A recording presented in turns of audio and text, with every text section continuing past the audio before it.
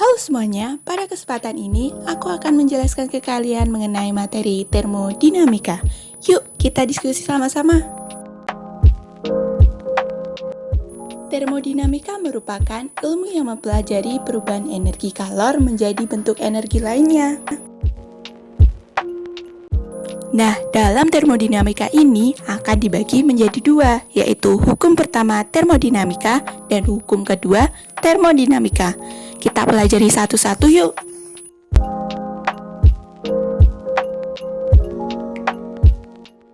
Yang pertama, hukum pertama termodinamika.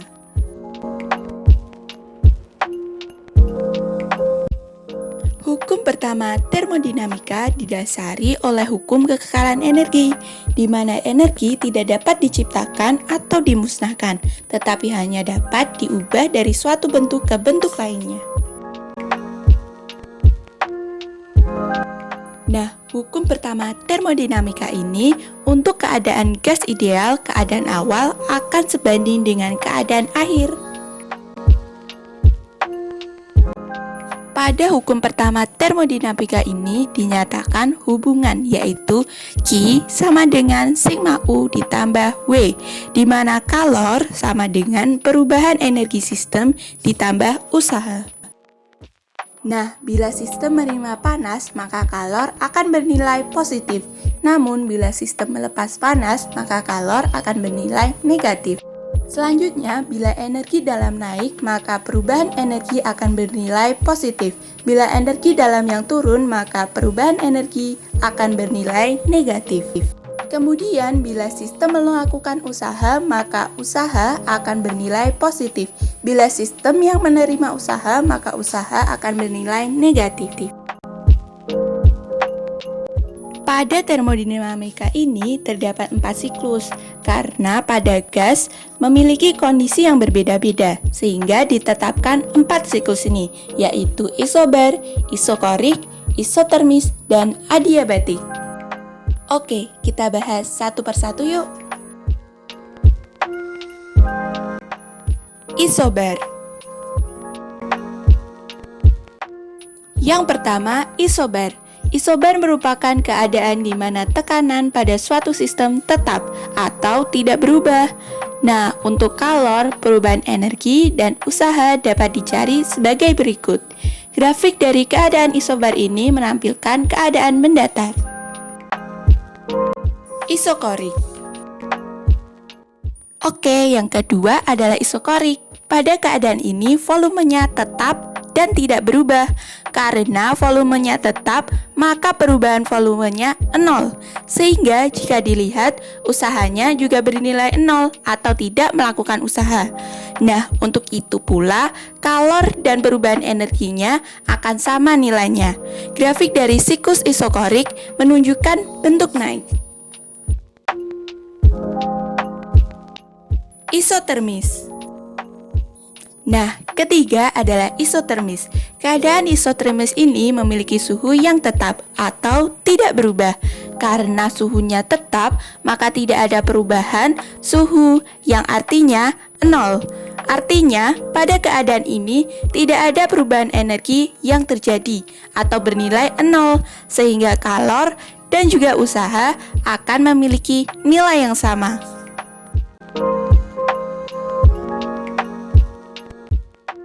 Adiabatik.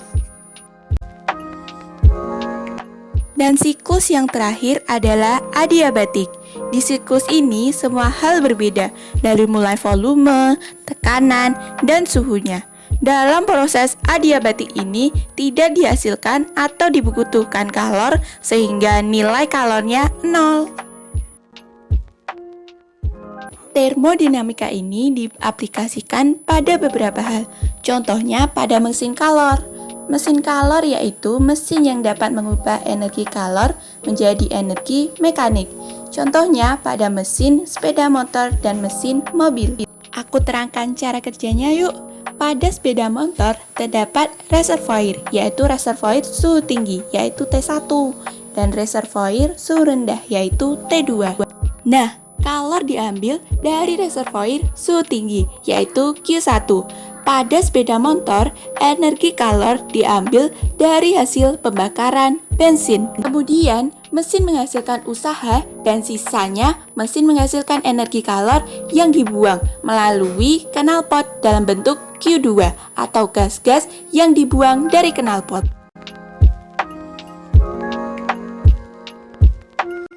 Setelah mengetahui hukum 1 termodinamika, selanjutnya adalah hukum 2 termodinamika.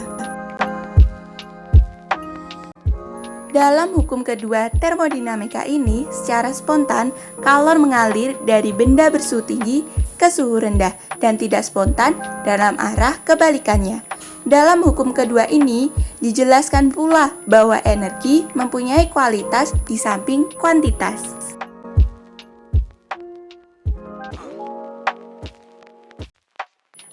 Pada hukum 2 termodinamika akan aku jelaskan dua hal, yaitu entropi dan energi bebas Gibbs. Entropi adalah ukuran keacakan atau ketidakteraturan suatu sistem.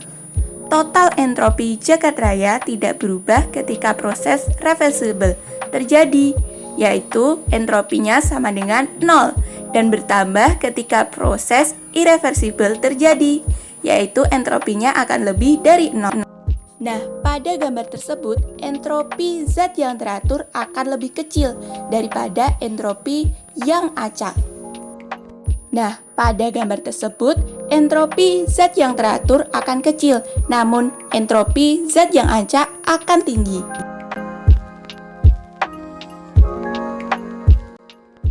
Entropi padat akan lebih kecil dari cair, dan entropi cair akan lebih kecil dari gas. Nih, aku kasih contoh biar memperjelas. Nah, pada gambar tersebut ada partikel padat, cair, dan juga gas. Pada partikel padat lebih teratur dan saling berdekatan, sehingga entropinya atau ukuran keacakan atau ketidakteraturan suatu sistem akan sangat kecil dari bentuk lainnya. Nah, ada juga proses yang dapat menghasilkan kenaikan entropi, seperti pada gambar tersebut. Hal ini seperti mengubah bentuk padat menjadi cair, dari bentuk teratur menjadi sedikit tidak teratur. Jadi, pada entropi, ukuran banyaknya energi atau kalor tidak dapat diubah menjadi usaha. Dan fungsi keadaannya hanya ditentukan pada keadaan awal dan keadaan akhir. Hukum termodinamika yang kedua ini, entropi semesta atau sistem dan lingkungan selalu naik pada proses spontan dan tidak berubah pada proses kesetimbangan. Selanjutnya, kita akan bahas perubahan entropi pada suatu sistem. Nah, entropi dapat bereaksi secara standar. Entropi reaksi standar ini adalah perubahan entropi untuk reaksi yang terjadi pada keadaan 1 atm dan suhu 25 derajat Celcius. Seperti contohnya, ketika gas-gas dihasilkan atau dipergunakan. Jika reaksi menghasilkan gas lebih banyak dibanding yang dipergunakan, maka entropi lebih dari 0.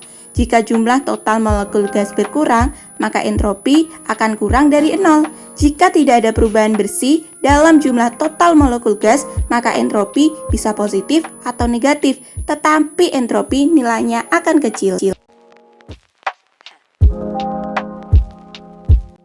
Perubahan entropi pada sistem ini juga ada dua perbedaan bila dibandingkan dengan proses reaksinya, yaitu eksotermik dan endotermik. Pada proses eksotermik, entropinya akan bernilai lebih dari 0, sedangkan pada proses endotermik, entropinya akan bernilai kurang dari 0.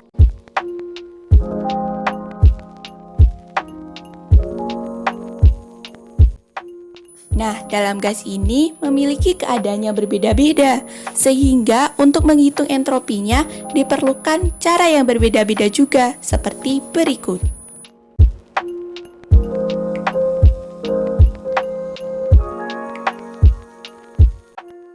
Nah, selanjutnya aku akan membahas energi bebas Gibbs. Energi bebas dari suatu sistem atau energi bebas Gibbs adalah energi dari suatu sistem yang bebas untuk melakukan usaha pada suhu dan tekanan konstan. Entropi dan Gibbs memiliki sifat yang berbanding terbalik. Nih, aku kasih contoh. Entropi yang bernilai lebih dari 0 merupakan entropi dalam proses spontan, sedangkan pada Gibbs yang bernilai lebih dari 0 merupakan proses non-spontan. Nah, untuk suatu keadaan di mana proses suhu konstan, maka energi bebas Gibbs dapat didapatkan dari cara tersebut. Pada energi bebas Gibbs ini dapat terbentuk dalam keadaan standar. Energi bebas reaksi standar adalah perubahan energi bebas suatu reaksi pada kondisi-kondisi standar. Energi bebas pembentukan standar adalah perubahan energi bebas yang terjadi ketika 1 mol senyawa terbentuk dari unsur-unsurnya pada keadaan standar. Nah, itu dia penjelasan mengenai termokimia. Terima kasih telah menonton. Semoga bermanfaat. Bye!